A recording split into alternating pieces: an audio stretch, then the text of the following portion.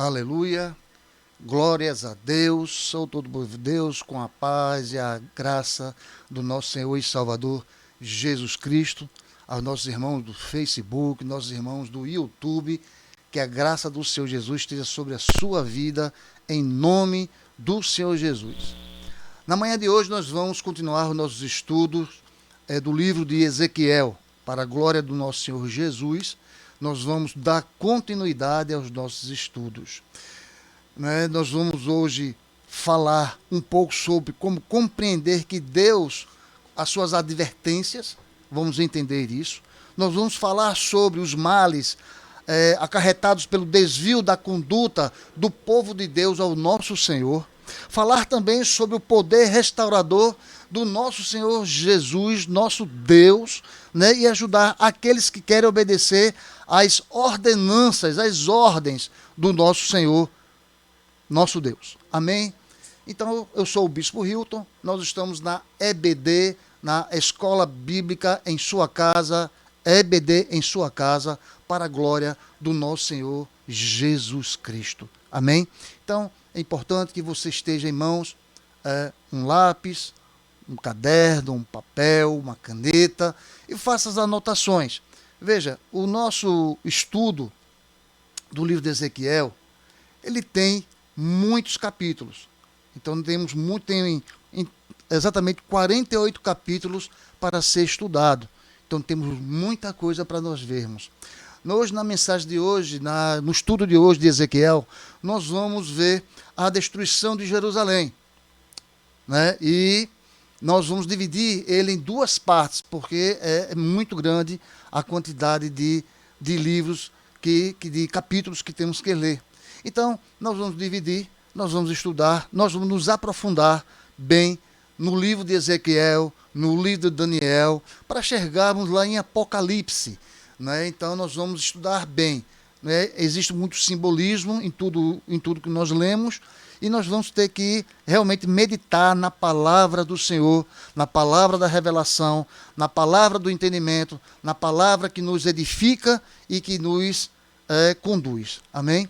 Então nós vamos abrir a palavra do Senhor lá no livro de Ezequiel, no capítulo número 4, versículo número 1. Vocês acompanhem esses textos, tenha sempre em mãos papel, lápis, para a glória do Senhor Jesus, que nós possamos anotar. Tem muita coisa para ser estudada, muita coisa para ser analisada da obra do nosso Deus. Amém? Então vamos abrir aqui a palavra do Senhor em Ezequiel, no capítulo 2, versículo 1. Nós vamos ver dois textos hoje, que seria o capítulo 4 e o capítulo 5 em partes. Amém? Nós vamos aqui, vou deixar aqui já um versículo de Amós, no capítulo 3, do versículo 7, que diz assim a palavra do Senhor. Certamente o Senhor Deus não fará coisa alguma, sem primeiro revelar ao seu segredo aos seus servos e os profetas. Amém? Repetindo de novo aqui essa mensagem de Amós, capítulo 3, versículo 7, diz assim: certamente o Senhor Deus não fará coisa alguma, sem primeiro revelar o seu segredo aos seus servos, os profetas. Amém? Então, nós, profetas do Senhor, somos servos do Deus Altíssimo. Ele não fará nada sem antes nos informar aquilo que Ele quer para as nossas vidas. Ok? Então, Ele não fará nada sem antes nos informar, porque Deus é Deus na terra. Amém? Então, vamos lá. Ezequiel, capítulo 4, versículo 1. Vamos ao estudo da palavra do Senhor na nossa EBD em sua casa. Assim diz a palavra do Senhor nosso Deus. Lembrando, você gostou da mensagem, gostou dos temas que foram colocados lá no YouTube, vão lá, se inscreva no meu canal e dê um like do gostei, para que nós possamos e compartilhe essas mensagens com outras pessoas, para que eles sejam edificados para a glória do Senhor Jesus. Então diz assim, Ezequiel capítulo 4, versículo 1 diz: agora, filho do homem, apanhe um tijolo, coloque-o à sua frente e nele desenhe a cidade de Jerusalém. cerque-a, então, e erga obras de cerco contra ela. Construa uma rampa, monte acampamentos e ponha areetes ao redor dela. Depois, apanhe uma panela de ferro, coloque-a como muro de ferro entre você e a cidade e ponha-se de frente para ela. Ela estará cercada e você a sitiará. Isto será um sinal para a nação de Israel. Aqui nós estamos vendo, inicialmente nesses 3 versículos de Ezequiel, o cerco seria o simbólico, o cerco de Jerusalém. Amém? Aqui está começando a mostrar como a cidade de Jerusalém seria cercada, né, pelo profeta. Então, e continua assim o nosso Deus falando a Ezequiel. Deite-se então sobre o seu lado esquerdo e sobre você ponha a iniquidade da nação de Israel. Você terá que carregar a iniquidade dela durante o número de dias em que estiver deitado sobre o lado esquerdo. Determinei que o número de dias seja equivalente ao número de anos da iniquidade dela, ou seja, durante 390 dias você carregará a iniquidade da nação de Israel. Terminado esse prazo, deite-se sobre o seu lado direito e carregue a iniquidade da nação de Judá. Durante 40 dias, tempo que eu determinei para você, um dia para cada ano. Olhe para o cerco de Jerusalém e com braço desnudo profetize contra ela. Vou amarrá-lo com cordas para que você não possa virar-se enquanto não cumprir os dias de sua aflição. Pegue trigo e cevado, feijão e lentilha, paíço e espelta. Ponha-os numa vasilha e com eles faça pão para você. Você deverá comê-lo durante os 390 dias em que estiver deitado sobre o seu lado. Pese 240 gramas do pão por dia e comam em horas determinadas. Também meça meio litro de água e beba em horas determinadas. Coma o pão como você comeria um bolo de cevada, áceo e áceo à vista do povo, usando fezes humanas como combustível. O Senhor disse: desse modo, os israelitas comerão a sua comida imunda entre as nações para onde eu os expulsar. Então eu disse: soberano Senhor, eu jamais me contaminei. Desde a minha infância até agora, jamais comi qualquer coisa achada morta ou que estivesse sido despedaçada por animais selvagens. Jamais entrou na minha boca qualquer carne impura. Está bem, disse ele, deixarei que você asse o seu pão em cima de esterco de vaca, e não em cima de fezes humanas. E acrescentou: filho do homem, cortarei o suprimento de comida em Jerusalém. O povo comerá com ansiedade comida racionada e beberá com desespero água racionada, pois haverá falta de comida e de água. Ficarão chocados com a aparência uns aos outros e definharão por causa da sua iniquidade. Aleluia, graças a Deus. Então, nós podemos ver que o mundo criado e governado por um Deus santo e justo. Veja, eu sempre falo nas minhas turmas que a nossa vida cristã, ela vive numa balança, com a balança da justiça, né? Sempre há o equilíbrio, né? Deus é um Deus justo, é um Deus de amor e um Deus de justiça. Então, existe uma balança nesse nosso mundo, na nossa vida. Porque Deus nos ama, mas também Ele é justo para cada um de nós. Então a sua justiça ela vai conforme a nossa confiança no nosso Deus, naquilo que nós fazemos para o nosso Senhor, naquilo que Ele ordena para cada um de nós, e nós fazemos conforme a sua vontade e a sua a nossa necessidade, porque o Senhor, Ele nos ensina, Ele nos mostra, Ele nos conduz, como nós vimos aqui no capítulo 3, do versículo 7 de Amós, quando ele diz: certamente o Senhor Deus não fará coisa alguma sem primeiro revelar o seu segredo aos seus servos. Então Deus não faz nada antes de não revelar ao seu servo, nós, profetas do Senhor. Então o Senhor Deus, Ele está sempre conosco. Ele é a balança da justiça. Então, nós temos os direitos, como também nós temos os nossos deveres diante do Senhor. Amém? Então, a Escritura afirma que a ira de Deus, ela é revelada dos céus contra toda impiedade e injustiça dos homens que suprem a verdadeira e plena injustiça. Está lá em Romanos 1,18, pela Nova Linguagem Internacional. Essa que nós estamos lendo hoje é a nova versão internacional. Amém? Nossa linguagem de hoje. Então, a ira de Deus, ela é revelada dos céus contra toda impiedade e injustiças dos homens que suprem a verdade pela injustiça. Então, por isso, durante toda a história humana, ocorrem grandes atos de juízo.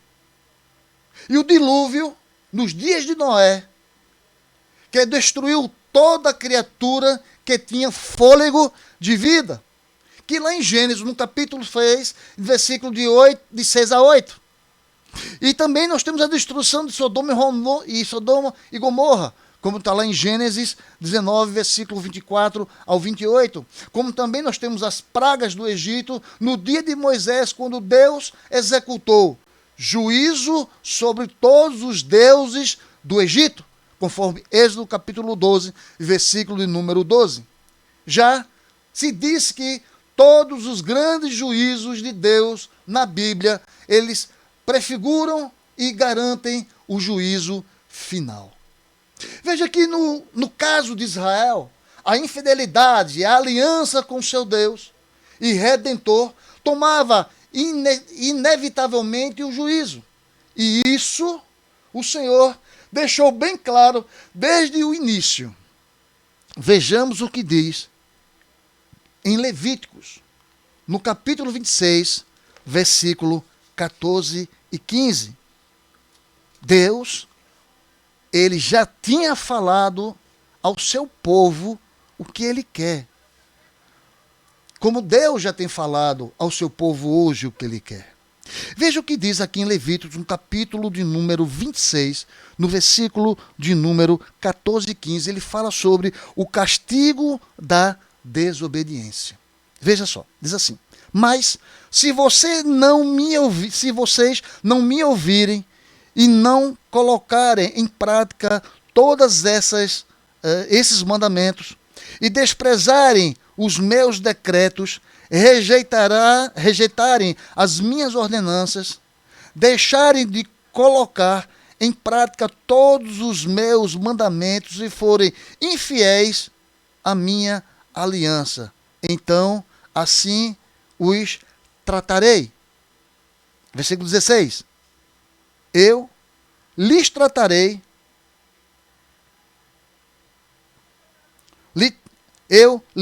trarei pavor repentino, doenças e febres que lhes tirarão a visão e lhes definharão a vida. Vocês semearão inutilmente, porque os seus inimigos comerão as suas sementes, e o meu rosto estará contra você, e vocês serão derrotados pelos inimigos, e os seus adversários os dominarão, e vocês fugirão, mesmo quando ninguém estiver perseguindo. Veja que as mensagens de Deus já foram colocadas anteriormente, como está aqui em Levíticos, no capítulo 26, no versículo número 14, 15 e 16. Veja que o Senhor ele já vem advertindo. Então, ele não fará coisa alguma sem primeiro revelar os seus segredos aos seus servos. Então, veja, Deus, aqui em Levíticos, no livro da lei, ele já colocou as advertências, aquilo que é para fazer e aquilo que você não está cumprindo conforme as suas ordenanças. E muitas pessoas não querem ouvir as verdades têm que ser ditas. Veja, o mal de nós como homens, mulheres, ou de Deus, ou que não conhecem a Deus, querem os seus direitos, mas esquece que existem deveres. E o Senhor, nosso Deus, ele nos dá todo esse direito, mas também que é o dever de cada um de nós, para com ele, para com a sua obra, para aquilo que ele já determinou para mim e para a tua vida. E nós não queremos ouvir a verdade, nós só queremos ouvir aquilo que nos agrada, aquilo que é bom, mas aquilo que é verdadeiro e aquilo que vem da vontade de Deus, muitas vezes nós não queremos ouvir. Nós não queremos admitir aquilo que Deus tem a nos revelar. Porque a revelação de Deus está na sua palavra e nem tudo aquilo que nós lemos na palavra de Deus nós gostamos. Porque às vezes dói aquilo que Deus fala no nosso coração. E nós temos que aprender a aceitar tudo isso. O que é o bom e o que para nós achamos que é o mal, que não é. Porque quando Deus nos adverte antes das coisas ocorrerem, porque Ele nos ama, Ele nos adverte. Ele já nos corrige muito antes que as coisas venham a acontecer. Porque Deus nos ama. E Deus quer que o seu povo seja bem-aventurado. Que o seu povo cresça. Que o seu povo ele tenha amor à sua obra, à sua palavra e à sua vontade. E às vezes a palavra de Deus parece palavras duras. Sim, são duras, sim. São duras para aquele que não querem ouvir a sua voz. São duras para aqueles que não querem obedecer ao nosso Deus. São duras para aqueles que renegam a vontade do nosso Senhor. Quando Deus nos chama, Deus nos escolhe, Deus tem uma grande obra para a nossa vida. Nós não viemos do mar de lama, do mundo, para a luz, para ficarmos inertes na nossa casa, no banco da nossa igreja, sem fazer nada para a glória do Senhor. Porque Deus nos ama. E Deus está conosco todo o tempo. E temos que caminhar conforme a vontade do nosso Deus. Aí quando palavras duras vêm na palavra do Senhor, porque quando eu fui hoje eu dei uma lida aqui em Levíticos, e eu vi essas mensagens, e eu senti dores. Porque muitas das vezes nós vamos ver a graça, queremos ler a graça, mas nós esquecemos da lei que Deus colocou na nossa vida, que são verdades. E Jesus não veio para tirar as leis, ele veio para que as leis sejam cumpridas. Aleluia! E muitas vezes nós renegamos a vontade de Deus. E quando eu entro nesse livro de Ezequiel, e aqui ele é rico em mensagens, rico na visão de Deus, rico nas mensagens dos direitos e deveres que foi dado ao povo de Israel e não são cumpridas. E o povo de Israel perece aqui nessas mensagens porque não obedece à voz do Senhor. Pela sua iniquidade diante do nosso Deus, diante da sua vontade. Não reconhece Deus como Deus criador, como aquele Deus que fez e que faz e continuará fazendo para toda a eternidade. Nós não queremos fazer a vontade de Deus. Aí Deus permite, pesa a sua mão sobre a nossa vida. Mas ele é um Deus de amor? Sim, irmãos, ele é um Deus de amor, mas é um Deus de justiça. Como ele vai te dar justiça igual àquele que o serve conforme a sua vontade? Já pararam para pensar nisso? Deus só vai te dar a mesma coisa a que ele dá a outro irmão, a outra irmã, que faz a sua vontade, se você fizer a vontade do Senhor. Mas muitas vezes nós não queremos ouvir a verdade de Deus na nossa vida. Deus é amor, Deus é graça, Deus é paz, Deus é harmonia. Deus nos dá a liberdade de escolhermos o que nós queremos ou não. E aqui em Levíticos 26, versículo 4, 14 ao 15, ele começa a falar sobre isso. Como está em Amós, de novo, vou repetir esse versículo de novo. Certamente o Senhor Deus não fará coisa alguma sem primeiro revelar o seu segredo aos seus servos, os profetas. Deus só fará as coisas quando depois que ele te revelar. Ele chamar a tua atenção e falar, é assim que eu quero. Mas muitas das vezes as pessoas não querem saber da vontade de Deus. Mesmo assim, Deus os alertava, e os povos de Israel, dando possibilidade de arrependimento e livramento. Deus é Deus. Veja como Ele nos ama. Ele nos adverte, Ele puxa a nossa orelha, Ele fala conosco, mas Ele dá a possibilidade você de se arrepender e ter um livramento para a glória dEle. Depois da época em que os seus antepassados saíram do Egito até o dia de hoje, eu lhes enviei os meus servos, os profetas, dias após dias, conforme está lá em Jeremias 7:25. Deus manda os seus profetas a levar a verdade àquele que está precisando. Deus, ele chama a atenção de todos nós. Igualmente hoje, o próprio Deus, ele continua alertando a todos. Conforme Marcos capítulo 1, versículo 5 diz, arrependam-se e creiam nas boas novas, pois só assim se escapa do juízo final definitivo. Aleluia, glórias a Deus. Veja o que diz também em Romanos, capítulo 8, versículo 1, que diz assim, portanto agora já não há condenação para os que estão em Cristo Jesus. Então quando você se arrepende, você entrega a sua vida ao Senhor Jesus, você diz, Senhor Jesus, Tu és o meu inteiro e único Salvador, você está hoje em Cristo Jesus e não há mais condenação contra a sua vida. Porque Jesus nos ama. Ele nos dá essa oportunidade de estarmos com Ele, junto dEle e para a glória dEle. Amém? Então precisamos estar atentos e ouvindo a mensagem do Senhor Jesus. Então vejamos aqui, nesse capítulo 4, que nós lemos aqui já de Ezequiel, nós vemos aqui o cerco dramatizado de Jerusalém. Aqui ele fala com Ezequiel e diz a ele que faça conforme a orientação dele, montando aqui um cerco sobre Jerusalém. E veja que também ele fez um trabalho audiovisual. Como é feito esse trabalho audiovisual? Ele é um comunicador por excelência. Deus, ele é um comunicador por excelência.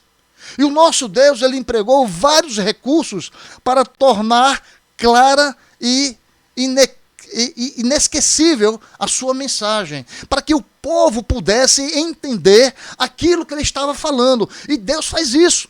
Ele coloca mensagens, assim como nós colocamos nos nossos púlpitos, nós vamos trazer uma mensagem de Deus, nós às vezes tratamos com mensagens audiovisuais para que possamos entender mais a mensagem do Senhor. Amém? Então, ele usou a vida familiar dos profetas.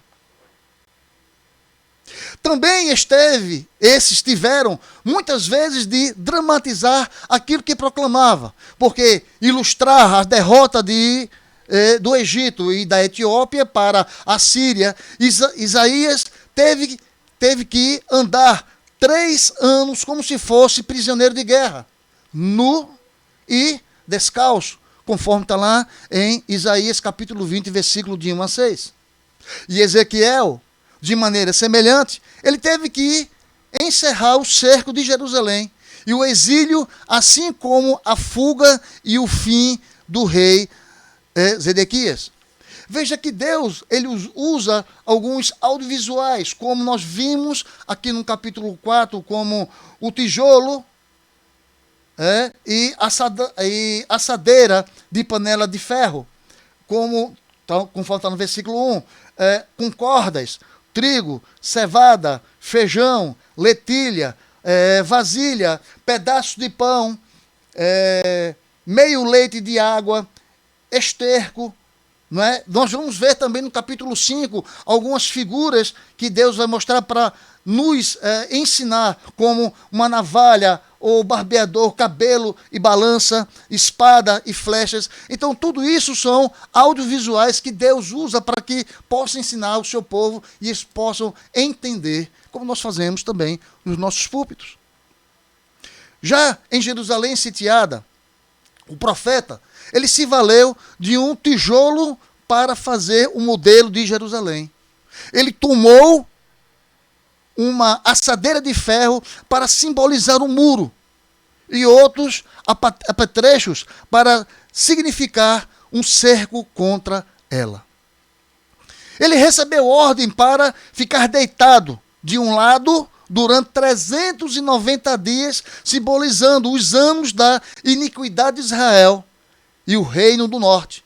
Depois, deveria ficar deitado 40 dias sobre o outro lado, o que representaria os anos do castigo de Judá. Então, ele também aceitou orientações para que se alimentasse como se estivesse numa cidade sitiada. Comida escassa e pouquíssima água, como está aqui no Ezequiel 4:10, quando fala que pese 240 gramas de pão por dia e coma-o em horas determinadas. Depois da queda da cidade, o exílio, o profeta teria que dramatizar esse fato também, lá em Ezequiel, capítulo 12, versículo de 1 a 7. E tudo seria feito à vista do povo, para que captasse bem a mensagem do Senhor, conforme nós vamos ver lá em Ezequiel, no capítulo 12, versículo de 9 a 11. Então, todas essas mensagens que Deus dava teriam que ser mostradas em público ao seu povo, para que o seu povo entendesse e visse o que Deus queria para com eles. Como eu e muitos outros professores, nós somos, às vezes somos criativos com a parte de audiovisual, que facilite a captação das mensagens que são colocadas em sala de aula. Mas os profetas bíblicos se valeram em muito desses recursos. E o maior de todos os profetas também. Quando os discípulos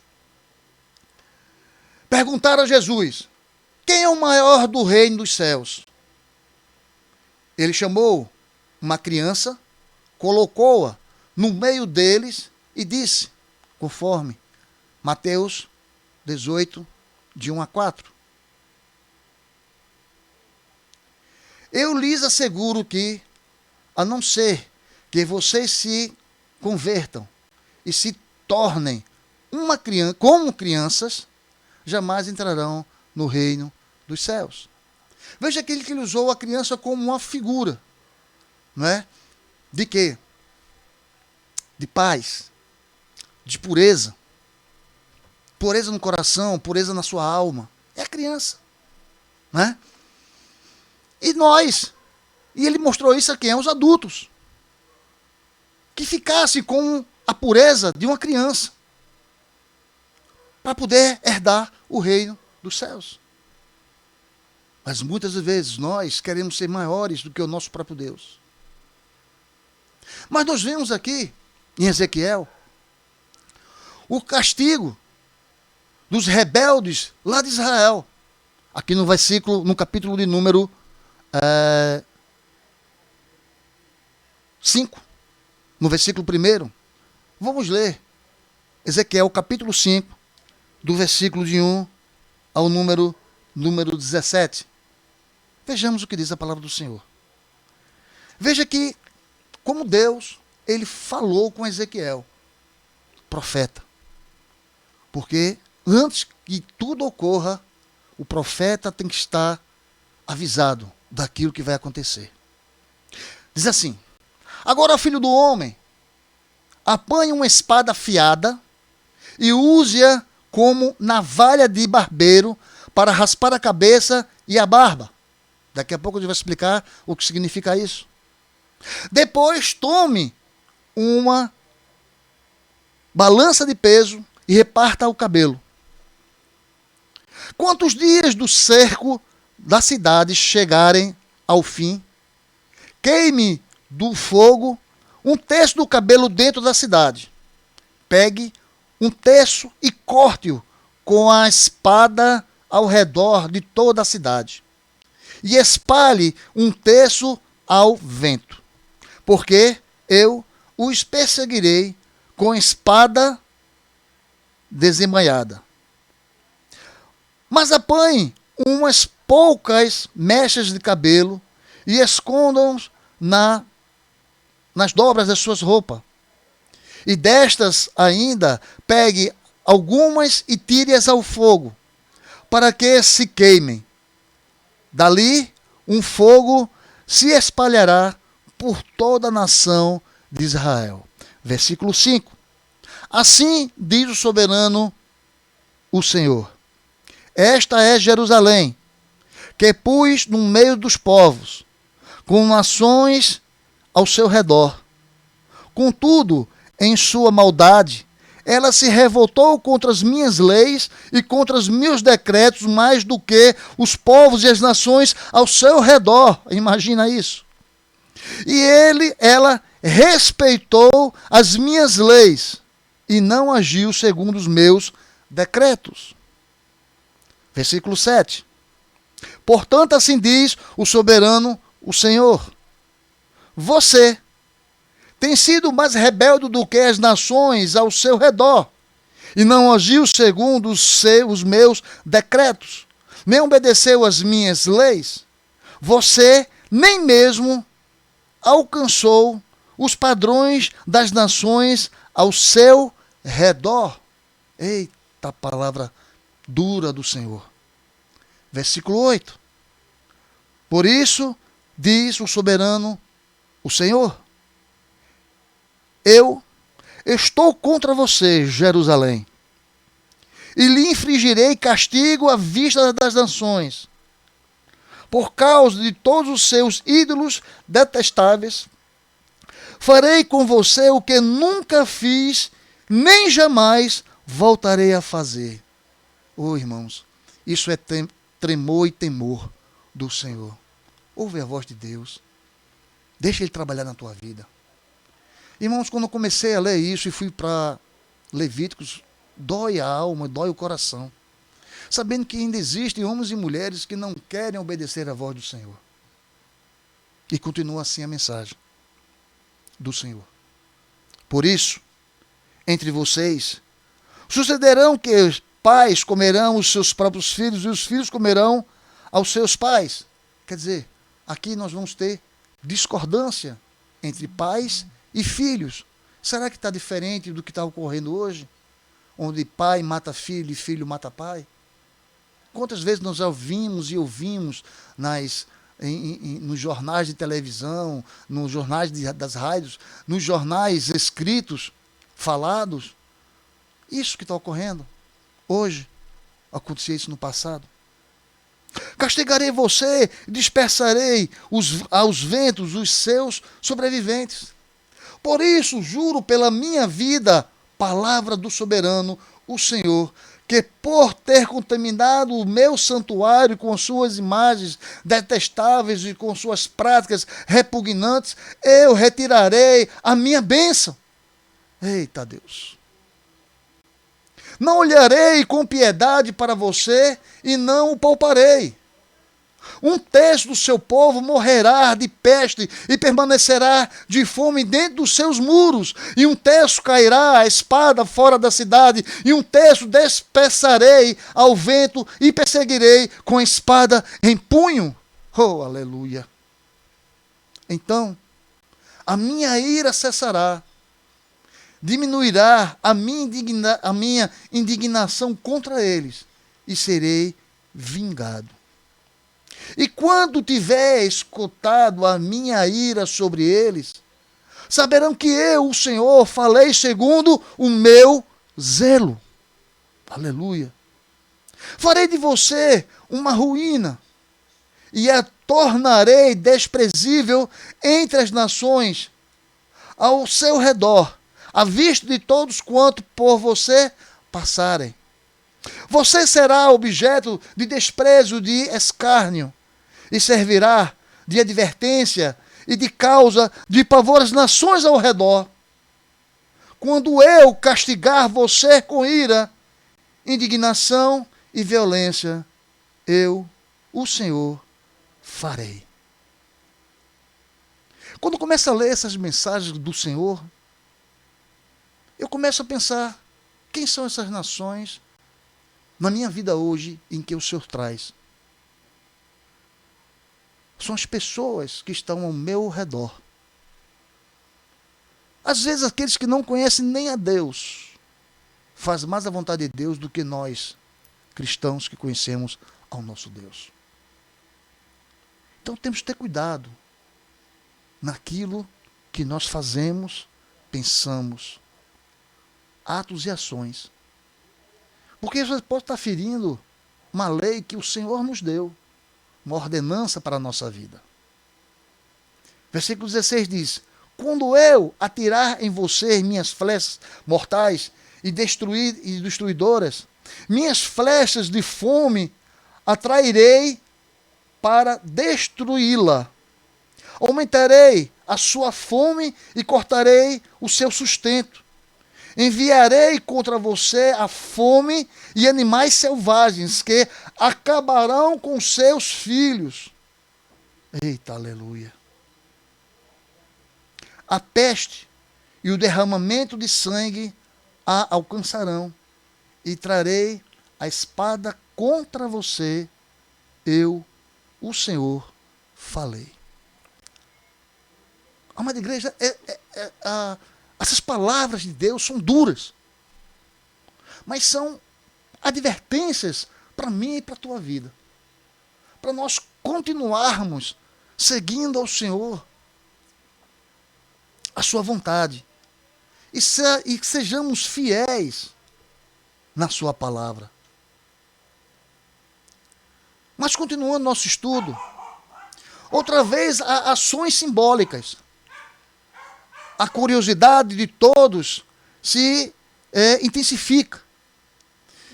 E diz assim: tu, ó filho do homem, toma uma espada afiada com navalha de barbeiro, e tomarás e farás passar pela tua cabeça e pela a tua barba, conforme está em Ezequiel 5:1. Raspar a cabeça era o símbolo de luto. Então, a humilhação total dos vencidos parecia ser representada também aqui.